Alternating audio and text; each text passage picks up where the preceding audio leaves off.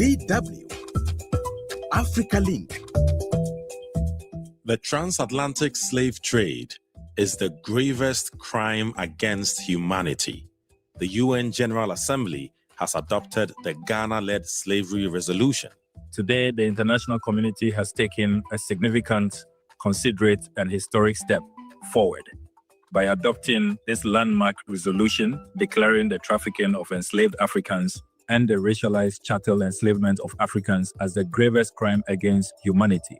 With the adoption of this resolution, Resolution A/80/L48, we have not simply passed a text, we have affirmed a truth. We have chosen remembrance over silence, dignity over erasure, and shared humanity over division. We have advanced the cause of justice, and we have done that so emphatically. Ghana's foreign minister after the resolution was officially passed. So why is this past resolution such a big deal? And what will it change on the ground for Africans and those in the diaspora? That's what's coming up. I am Eddie Micah Jr., and you are welcome to Africa Link, the podcast connecting you to the stories that matter. Africa Link, every weekday here on DW. A resolution proposed by Ghana at the United Nations to recognize transatlantic slavery as the gravest crime against humanity and call for reparations has been adopted.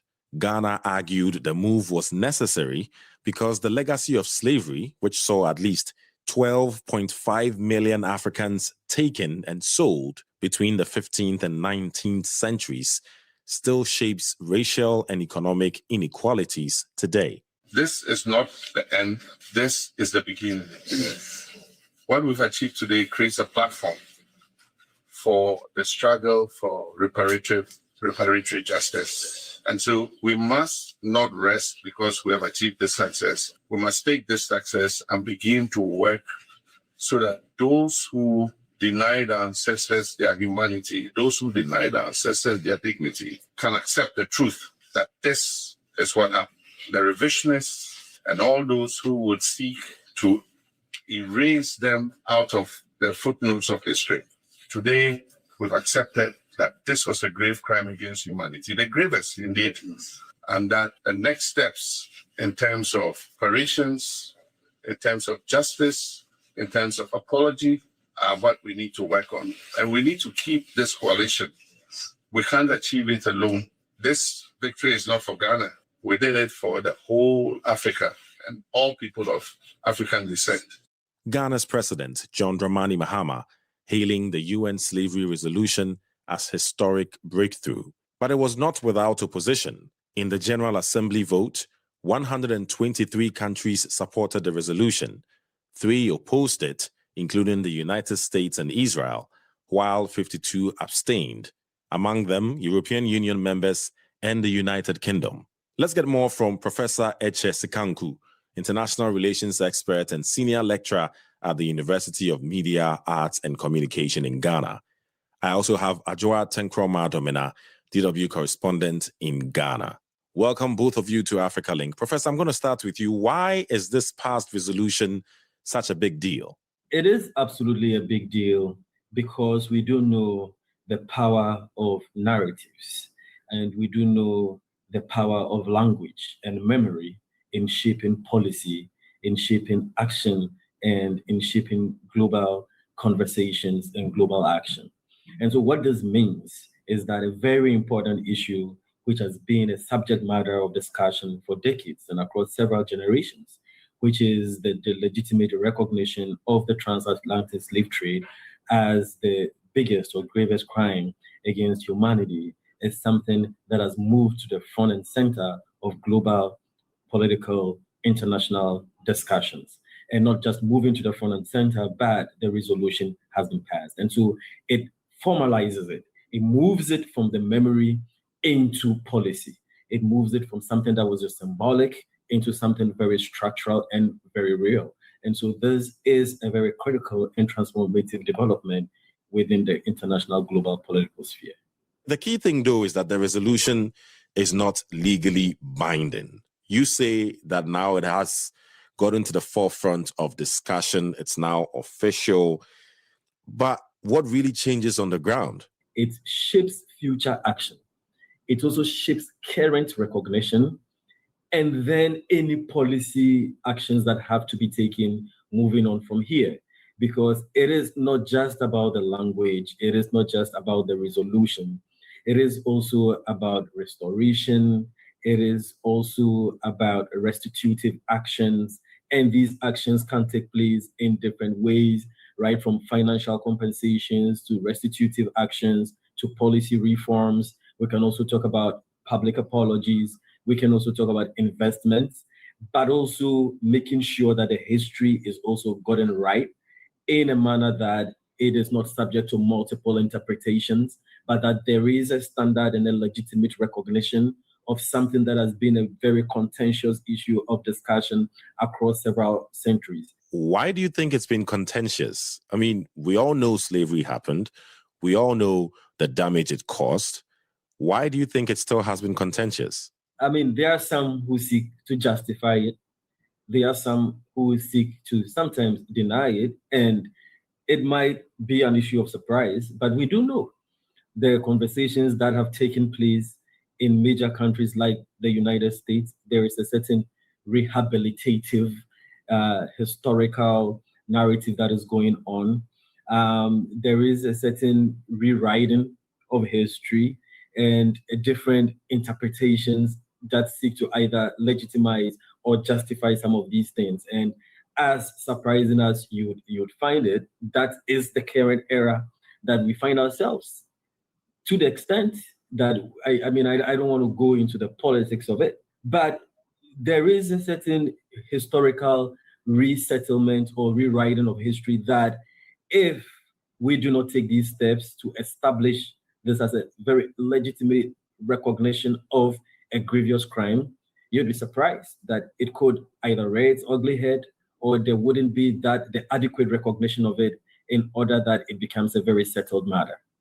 We're describing transatlantic slavery as the gravest crime against humanity. What exactly does that mean? Because one of the reasons some of the countries that voiced concern against the resolution and voted against it, basically, or opposed it, is the US. And they're basically saying that the resolution could imply a hierarchy among crimes against humanity, treating some as more serious than others. Is that what this resolution could mean when we say it is the gravest crime against humanity? What exactly does that mean? It is not about a stratification. It is not about a certain vertical system of the crimes, but a recognition of the seriousness or the huge, enormous damage that has been caused. Simply because, justice can be a moral issue. It's not just a financial issue. It is also a moral issue. It is a developmental issue. And so I think that the effort is not to sort of rank crimes, but to appreciate the enormity, the grievousness of it, and how deep it can be, not just in terms of the physical harm or the financial harm, but also in terms of the psychological harm, the cultural harm, the mental harm that has been done, to the extent that people are saying even today that most countries which were colonized or who suffered from them are still struggling to extricate themselves from the mental slavery or the mental harm, or sometimes even the structural and physical harm that has been caused. And I do think that it's something that does not have to be whitewashed. It's not something that we just see as another historical development, but that it is brought front and center to the consciousness.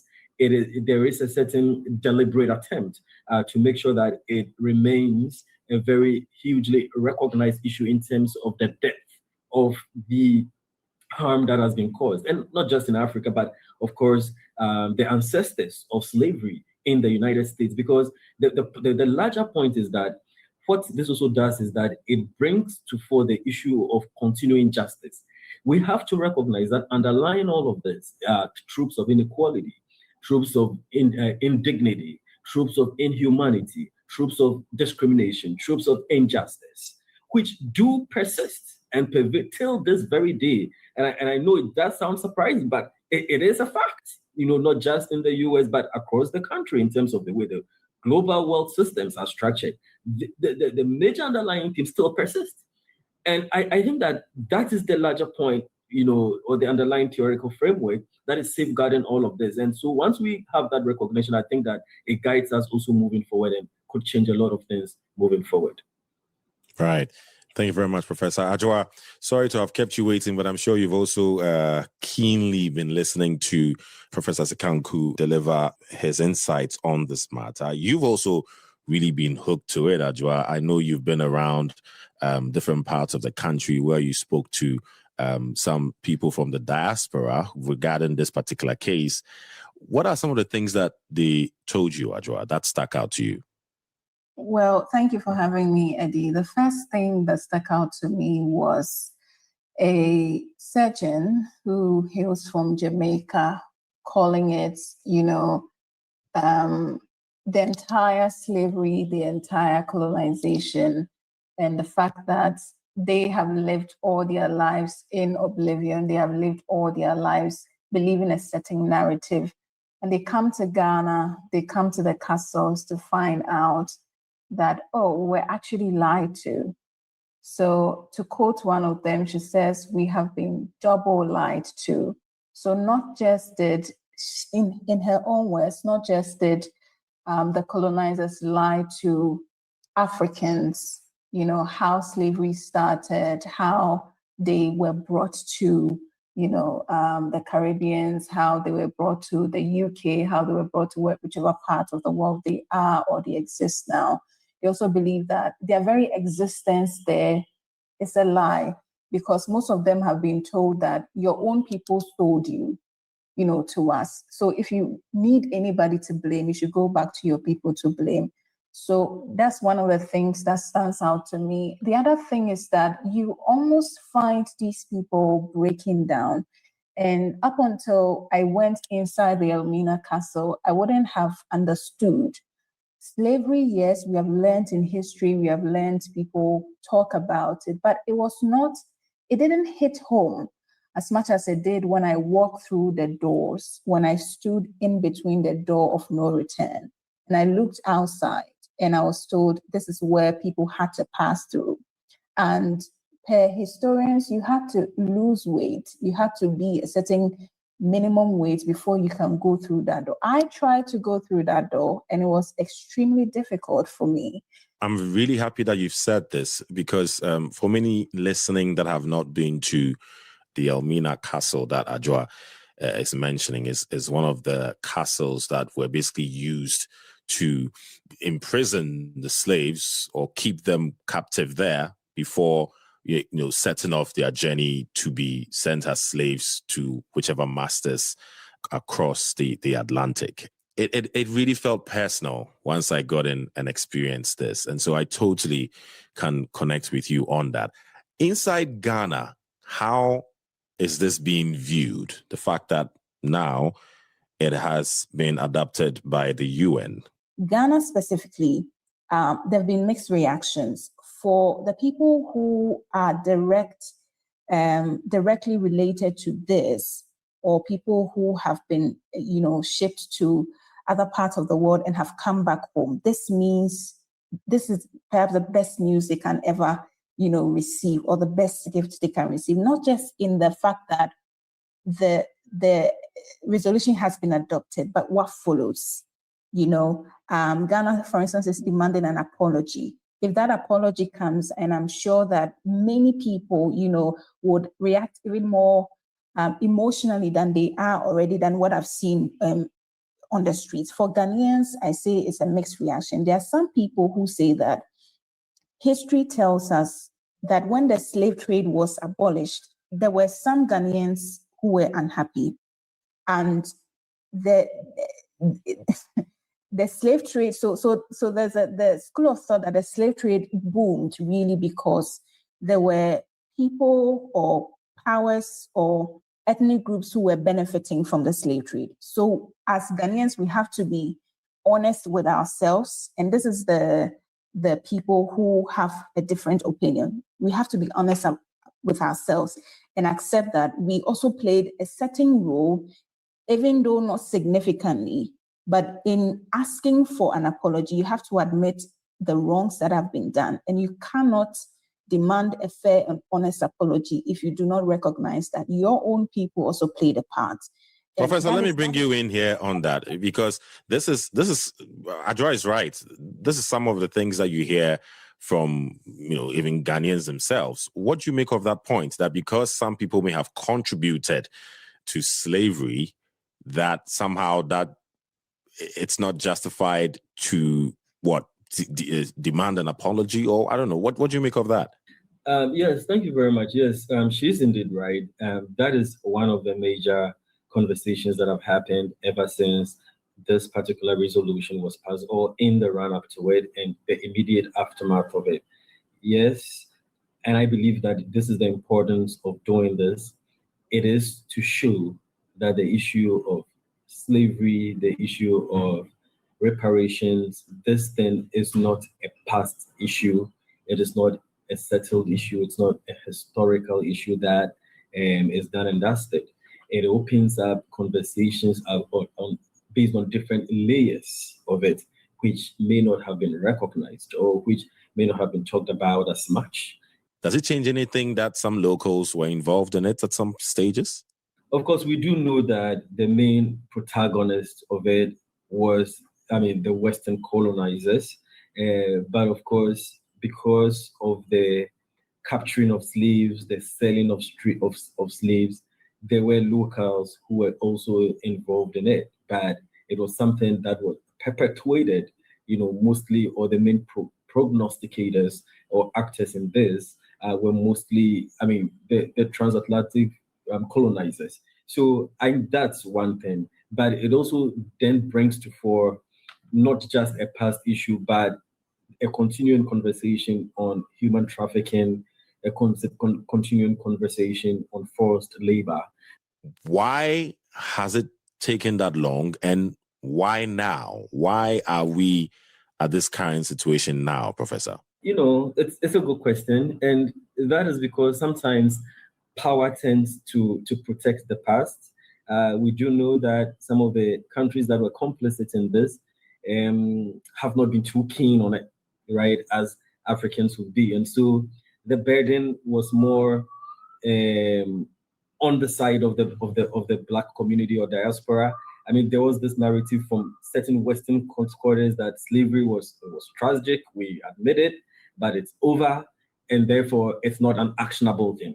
These were some of the conversations coming in from certain quarters, and I don't want to go into the right or left or internal political narratives of certain countries, but it was definitely a major issue. And so it became an effort from the AU or from the Black diaspora to make sure that they push this, of course, in tandem with the African-American population in the US. Now, so the AU has been making this effort, and as you rightly acknowledged, it is not just a one-time event. There have been so many processes. As far back as 1993, when certain people introduced it formally, to conversations at the AU or probably then OAU. Then beyond that, it has traveled a certain journey. The AU itself set up various commissions. There was the African Reparation Conference all the way in 2023. And before then, or as a result of that, a committee of experts was established. If you remember some time back, a certain restitution of cultural heritage was a major issue of discussion for the AU, where certain artifacts were supposed to be returned. So these conversations have been going on, and that it definitely has to travel through certain processes. Right. And look, the resolution calls for formal apologies, financial compensation, return of stolen artifacts. Is that going to happen? And what happens if all this does not happen, Professor? Well, like we know, it is not a binding resolution, but what it does is that it brings about moral justice. What it does is that it's also a turning point, because I think it also increases the leverage of the African voice or Ghana's voice on the international platform. The argument has also been that the discriminations that have existed, the inequality in the global political space or sphere, the imbalance in the global structures is deeply rooted or has antecedents from these colonial domineering or dominant actions that have taken place in the past, which has translated to the current system in terms of even the global financial structures or the global financial system. So beyond even the issue of slavery is a resolution that acknowledges inequality, a resolution that acknowledges discrimination, a resolution that acknowledges a certain indignity or injustice, which has to be restituted or which has to be rearranged within the current international moral and political imperative or global political space. And once this is done, I think it will be a big win, because we are still dealing with these issues in terms of extractive issues, in terms of labor, in terms of industrialization, and even in terms of the way the global financial system is structured. So I think that is the biggest win. If that particular narrative can be pushed forward, then it will lead to very fundamental changes in the way the international system is organized. And then it becomes a big win for everybody. Right. Thank you very much, Professor. Adjo, I'm going to give you the final words. What really stuck out to me was, or one of the things that stuck out to me was the European Union. Well, they didn't vote against it, but they also did not support it. They basically abstained. And one of the challenges to the EU was that the sins of the past current leaders should not take responsibility for the sins of the past, which I found quite interesting. But Adjoa, you have the final words to wrap this up. Well, many people would disagree with that, especially on the calls for apology. People think that, yes, you did not commit these atrocities, but the lineage of people who are suffering from it are not necessarily the people who were taken through those walls, walked barefooted for days. And so you can't make that argument. When people are asking for an apology, it is just a recognition that our forefathers did this. We recognize that this is something that hurts humanity. And so we apologize for it, even though we did not directly involve ourselves in it. You are benefiting from it. And so that is the demand that many people are making. A historian that I spoke to said that an apology goes a long way to soothe people. And so it's not necessarily about you paying somebody for the wrongs, because you can never pay for that. The cost is too huge for you to pay for that. But the emotional wounds that people are suffering, that is what people are calling for, that you recognize what has been done and take steps to amend it, Eddie. Thank you very much, Professor Eche Sikanku, International Relations Expert, and Adjoa Tinkroma Domina, TW Correspondent in Accra, Ghana. Thanks a lot. Ghana was a major departure point during the transatlantic slave trade, with its coastline, including Elmina Castle and Cape Coast Castle, lined with slave forts and castles. Today, the country presents itself as a symbolic home of Pan-African memory. Leading this resolution, therefore, aligns with Ghana's broader push for Pan-African remembrance, accountability, and reparative justice. I believe that we are due reparations for building America, building the so-called New World, and on this side, for depriving Africa of its strength and substance that it needed for its own development. So we have been double robbed, double lied to, and it's time to pay up. Turning symbolism into substance won't be easy. The resolution carries strong political weight, but it is not legally enforceable. The real challenge now is moving beyond the vote and translating words into action, whether through formal apologies, the return of artifacts, or meaningful financial reparations mechanisms. What do you think? Share your thoughts with us on Facebook at DW Africa. Listen on Spotify or wherever you get your podcasts, and subscribe to our DW Africa YouTube channel so you never miss an episode. This show was co-produced and edited by Isaac Kaleji, and I am Eddie Micah Jr. Thanks for listening. DW, made for minds.